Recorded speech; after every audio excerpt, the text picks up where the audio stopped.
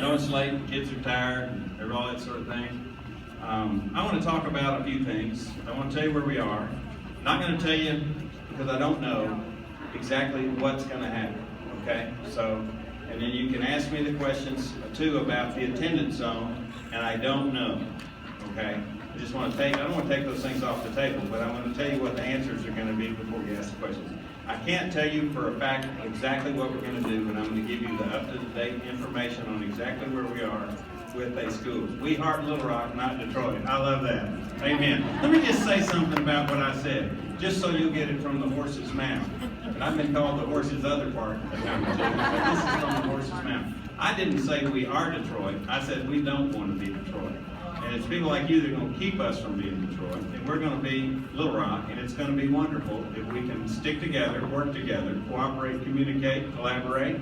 And that's what I said. I didn't say we're going to, and people are going to say, gosh, don't send your kids to LRSD, it's just like Detroit. No, it's not just like Detroit. Because if you come to Roberts Elementary School, you'll find that kids are achieving in the mid-90th percentile, excuse me. I mean, seriously. And this isn't the only school where you do that.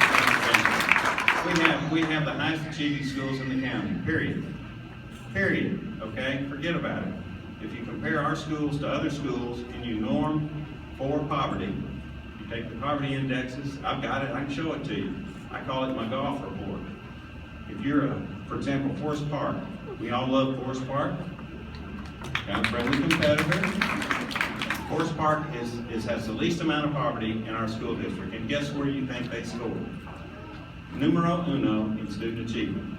Slightly above Roberts. Not much, just slightly. You might get them this year, I hope you do. But that's no surprise. So in my golf report, I give Forest Park a par. Number one in achievement, lowest poverty. Roberts is right there. You're like 2 in poverty, 2 in achievement. It goes right down the line. If you compare us to all the other schools, charters, privates, whatever, we win. We win. We are better.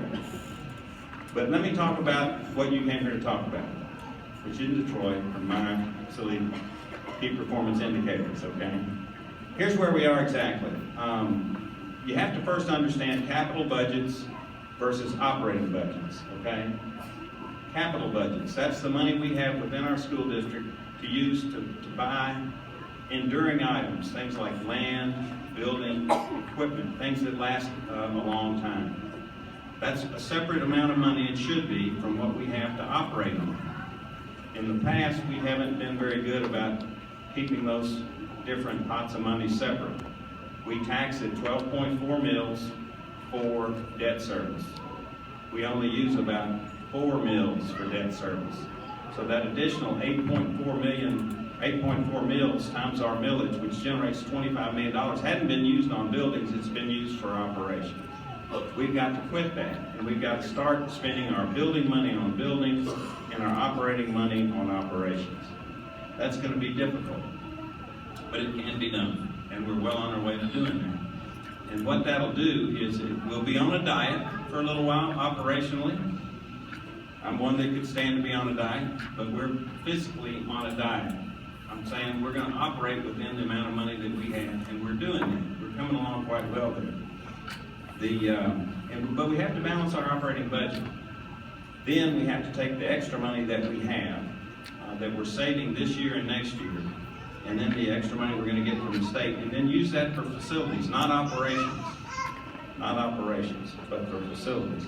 So that's the arena we're operating in, okay? I know that's kind of wonkish and maybe not what you really want to talk about, but I want you to understand that I'm looking at this problem from that standpoint. And let me tell you exactly where we are. We made an offer on the 23.1 acres over there, and it's spectacular, okay? That's not an issue. It's in the right place, it's big, it's beautiful. There's a 70,000 square foot office building that's a grade A office building. There's a warehouse of 170,000 square feet. It's not set up for a school, but it's a good solid structure. And we got a good value on the land, I believe, at $11.5 million. The land is under contract, and we have 180 days from the date we signed that agreement to do our due diligence. Since that time, we have done just that. We've examined the property. I've walked it all. I've walked every inch of the building. I've walked every inch of the real estate. I've even walked the 40 acres that's next door that we own. I have the chiggers to prove it. And it's beautiful too. But the real question is, what can we do and when can we do it with the building that we have under contract? I think it is suitable for a middle school.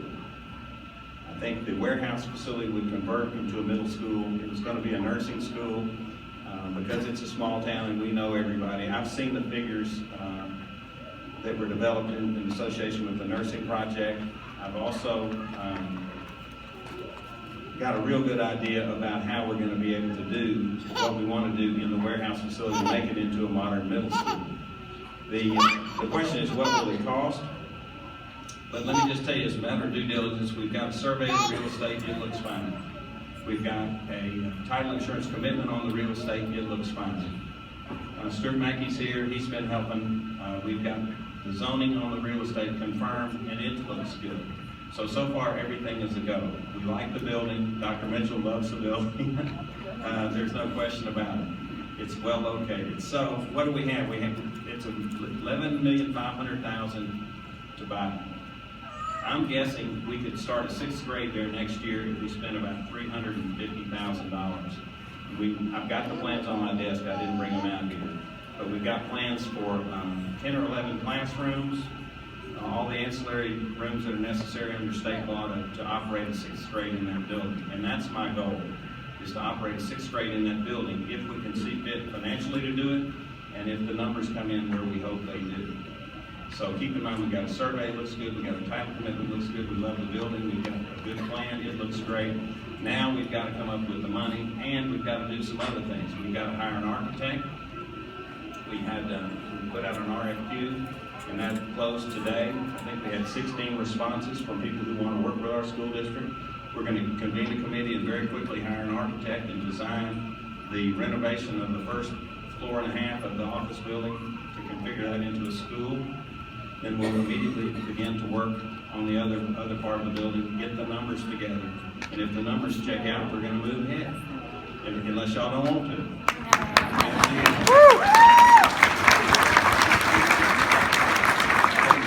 Let me give you the bigger picture, because we live in a community and we have friends all over this community. We're also going to move out in Southwest Little Rock. We're going to move out in Southwest Little Rock. And we're going to be neighbors all across this school district, and we're going to love our neighbors. Whether we like them or not, we're still going to love them.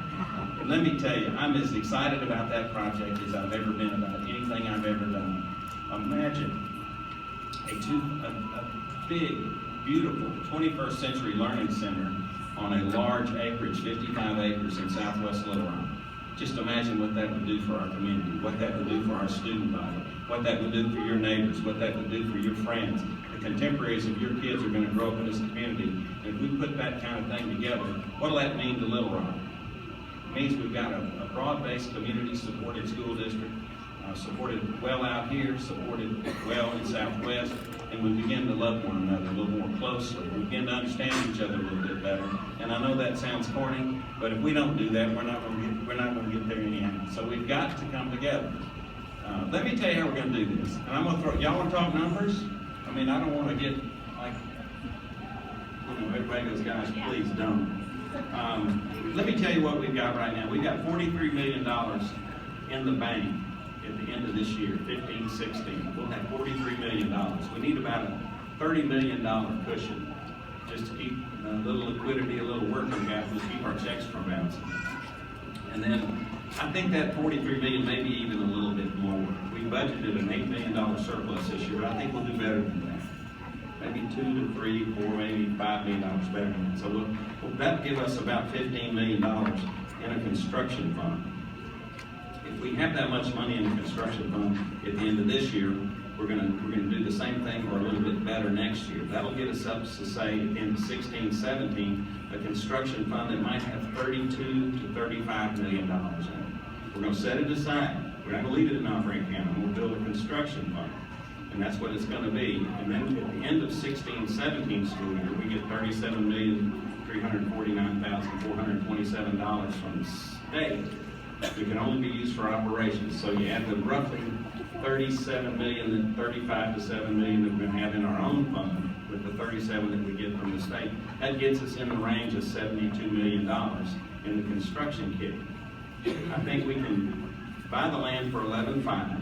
I think the soft costs, architectural, some fees, other things like that, a couple of $100,000. I think we can design and build a grade level middle school in the office building to start with and get it open quickly for about $350,000 to $400,000. The architects are going to tell me that's not enough money, but we'll talk about it. We'll work through it.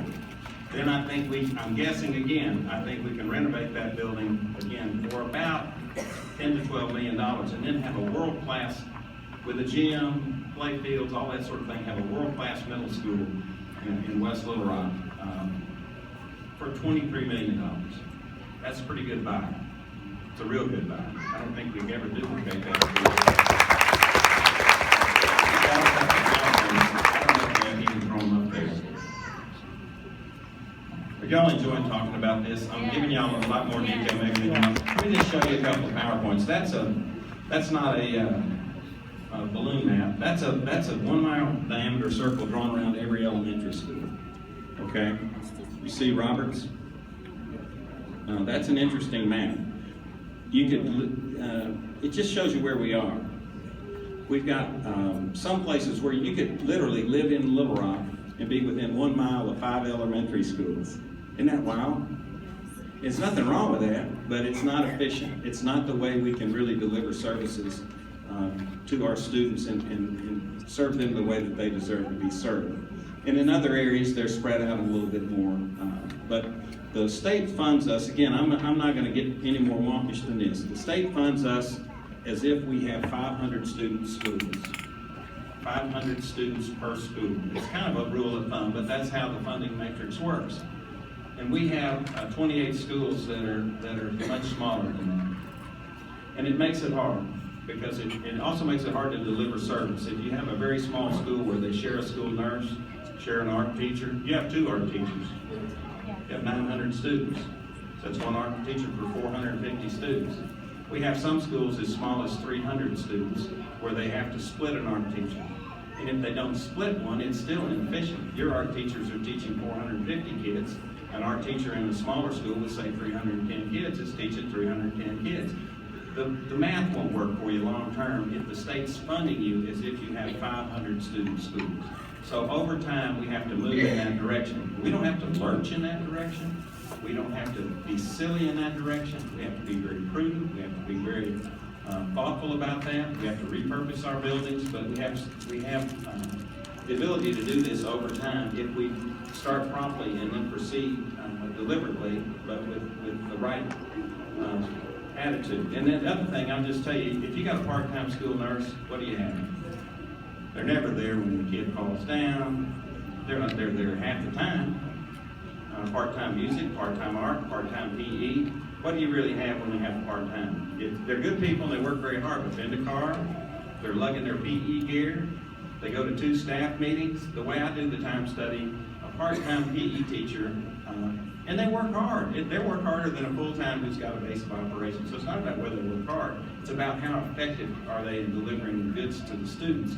They really can't operate at the same efficiencies if they had one school, approximately 450 to 500 kids, all their gear in one place, one set of things to maintain, one staff meeting to attend. So we need to move in that direction. And if we do, then what can we do? We can surplus money. We can pay our people more. We do pay our people well, but we want our teachers, our valuable teachers, to be the highest paid, the best. We want the best. We're not shy about saying that. We want the very, very best, and we want to pay them.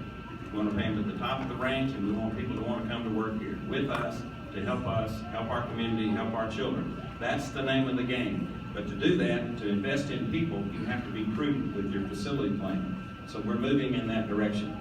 Can I go to my next slide? Uh-oh, that's not going to work.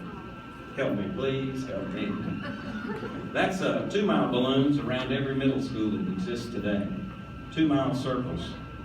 Now, the radius is 2 miles, I should say. So that'd be a 4-mile circle. And you can do the math in your head. I did this. A 1 mile radius would give you a circle of 3.14 square miles. A 2 mile radius would give you a square of 2 times 4 times 3.14, which would be 12.56 square miles. For all you doing the math in your head at home. That's, remember pi r squared? Or is it pi around cornbread r squared? That's a, come on. It's late. I'm going to get you out of here. But see, that where are we? We are out west. We are underserved. We got to try to fix that. One way or the other, we got to fix that. So that's where we are. A couple other fun facts. The state of Arkansas funds us $321.20 per student to transport our kids. That yields you about $7 million. $7,981,000. We spend twice that on busing. What could we do if we just spent the amount the state gave us? We took that other $8 million and enriched our students' academic programs. Even moved to smaller classes. Had more fun things for kids to do to learn. Had state-of-the-art computers. Had wonderful buildings. That's the object of the game here, is to stop spending money on things that don't translate into teaching and learning in the classroom. So that's my message tonight. We're on target, we're on track. We'll get the architects together, we'll get the prices together. If we can see fit to do this, we will. We'll start the Southwest Little Rock School on the same day. We'll hire the architects on the same day. We're going to work as hard on both projects as we possibly can and complete them as quickly as we can. My goal is to have a 6th grade, so you can roll up into the 6th grade next year. 173 people left Fulbright, Terry, and Roberts last year, 173 students. The vast majority of them were proficient in advance. And I know how you feel. I'm a parent, I'm a granddad now. I do have actually the world's prettiest granddaughter. That's another story. So I do appreciate where you find yourself, and I don't like the uncertainty either. So we'll be moving as quickly as we can. The object of the game is to take the leverage away from schools that are insisting that you pay deposits right now. I would hope that you would resist that.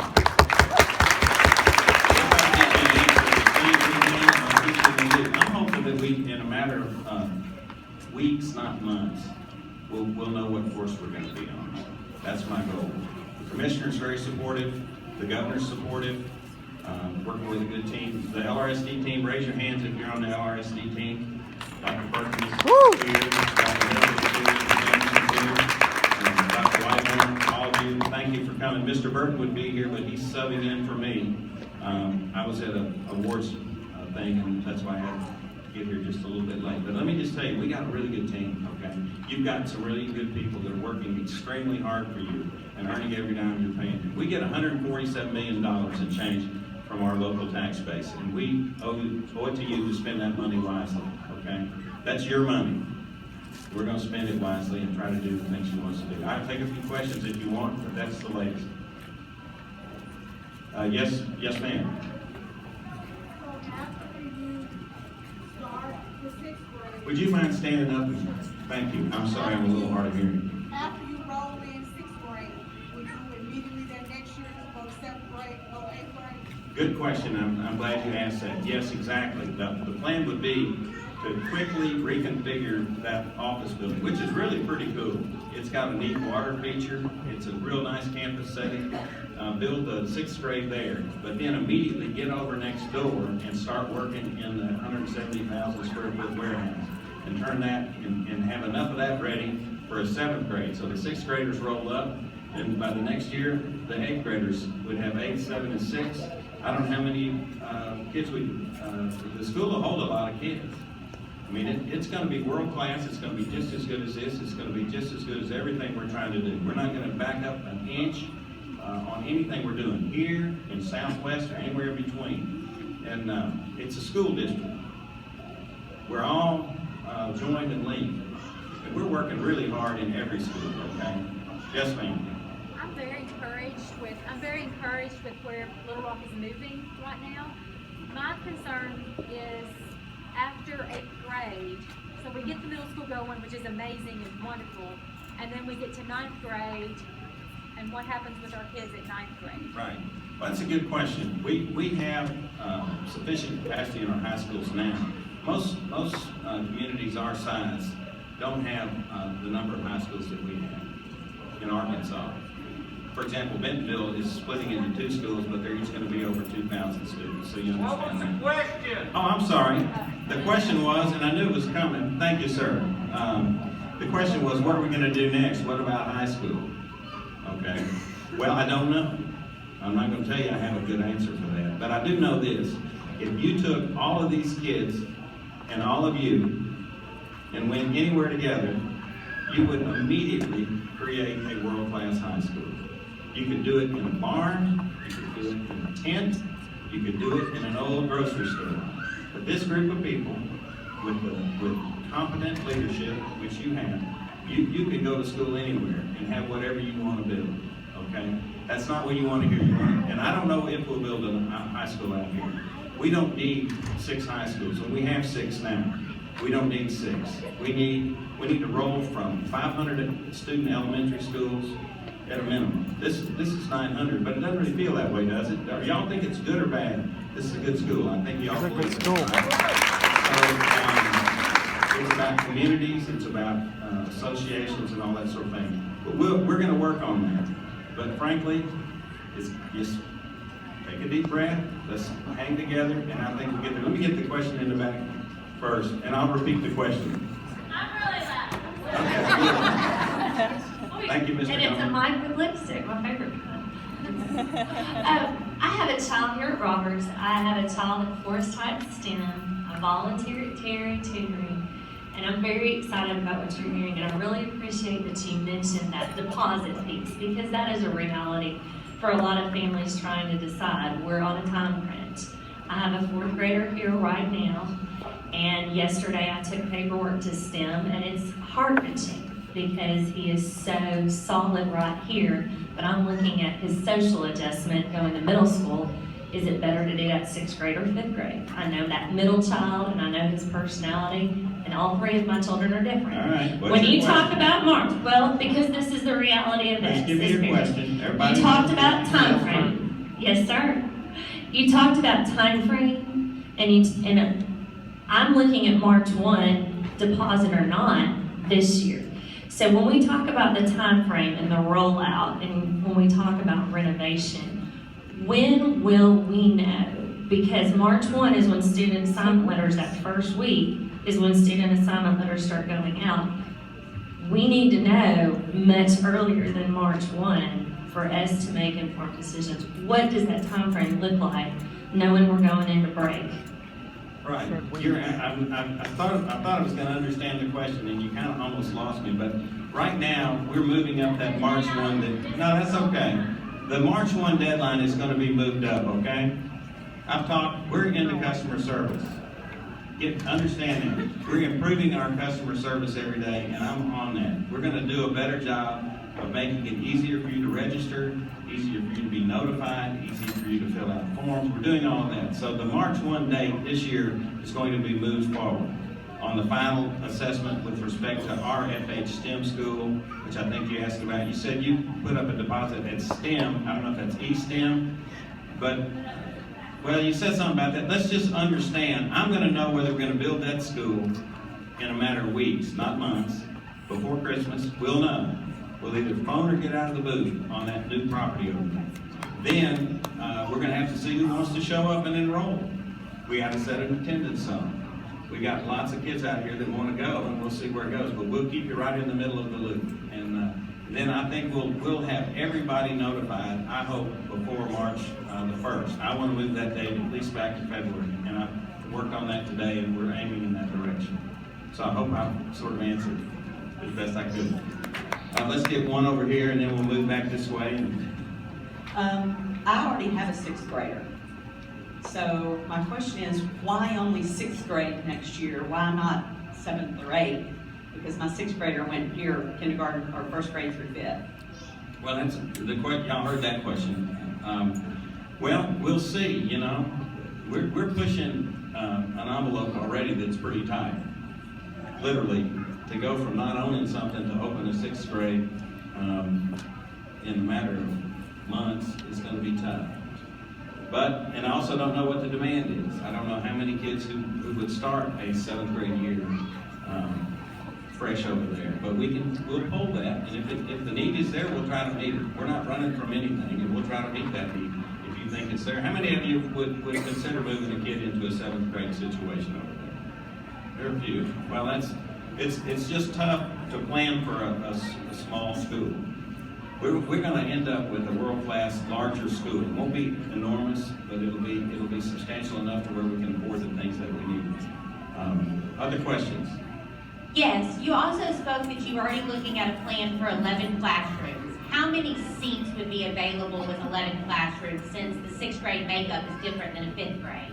Right, well, it's 11 classrooms doesn't mean they'll all be regular classrooms. There could be all sorts of things going on in the building, like music and art, and then any special ed needs. So you can't just multiply 11 times, say, 28, which 11 times 28 is 280 plus 28, that's 308. I don't know, I wouldn't say we're aiming low. We're going to try to get a sense of who wants to go.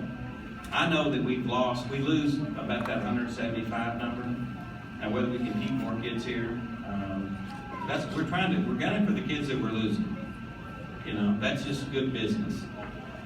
The second part of my question was, will the population of that school equally represent all the schools in West Little Rock? Because we do have parents here that are not just Robert's parents tonight. We have parents here and teachers here from other schools in West Little Rock, and we all want that equal opportunity. And with a limited number of seats for 6th graders, how many seats will be available, and how will that be distributed amongst those schools in the district? Well, it's a great question.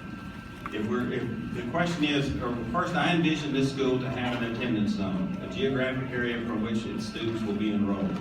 And then we'll try to respect that zone and try to serve every kid that's in that zone that wants to come to school. Now, your guess is as good as mine at this point. I can tell you how many kids we lose.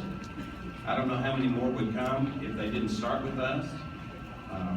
There's a lot of competition out here.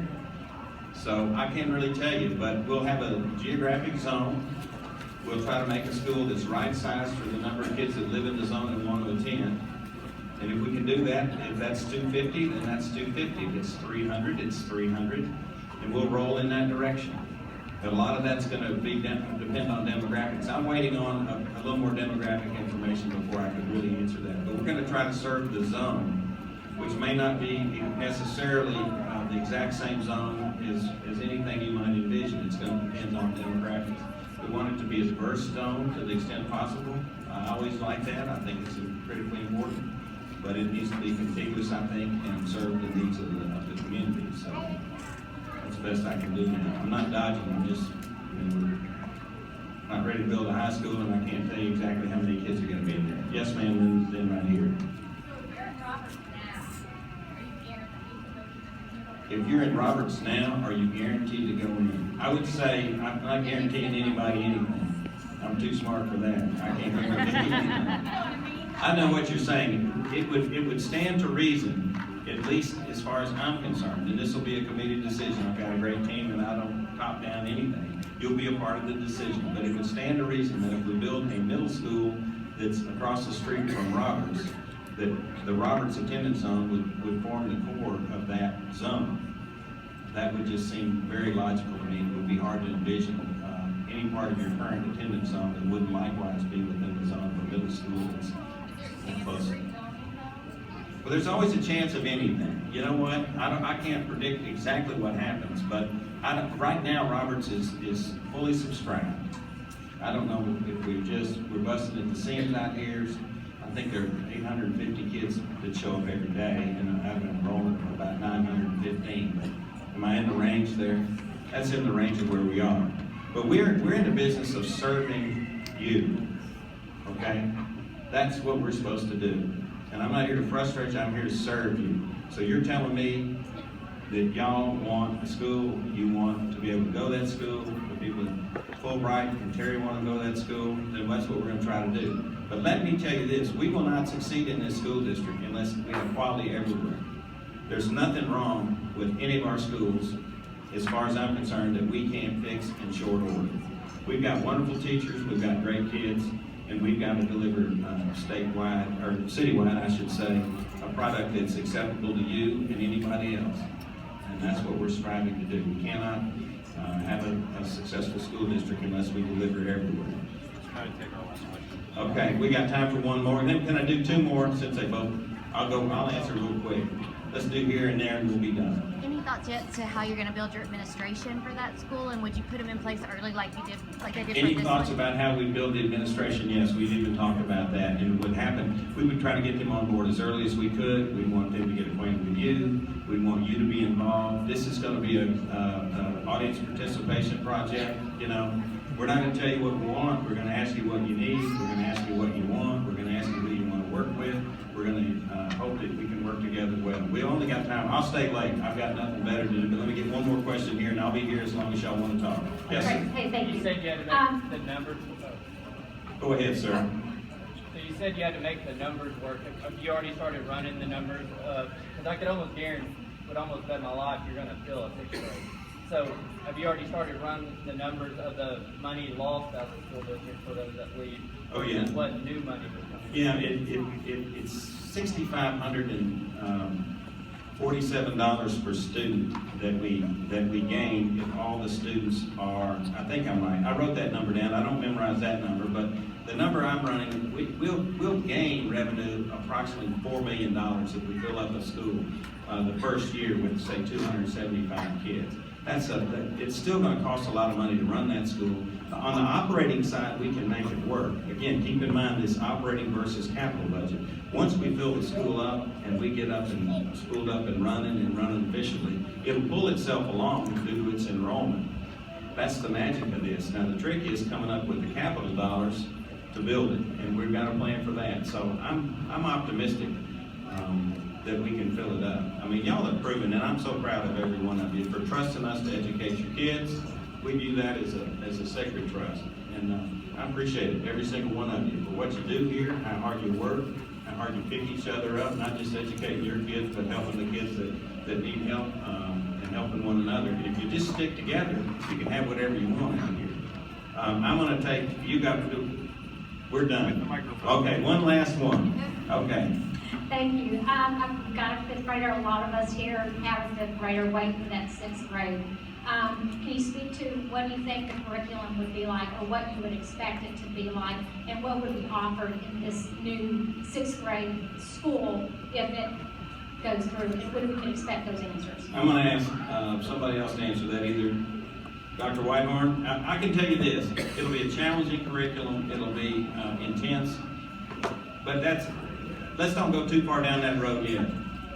We're going to ask you what you want rather than tell you what you're going to get. So maybe after this is over, Dr. Whitehorn, why don't you take a crack at that question? But in the long pull, it's going to be up to you guys. I sure don't want to say too much, obviously, but I can tell you that we really wanted to have a rigorous liberal arts curriculum. We want to make sure that anybody goes in there that we prepare them very well for to get into a high school and to take the tough courses there and beyond that to college. So we're looking at, we definitely want foreign languages, band, art, that sort of thing. And so we want it to be something to be very attractive and have a wide array of courses. We'll be working through that. Well, it's been a treat to be with you, and I'll be happy to hang around. I'll turn this over to the last person.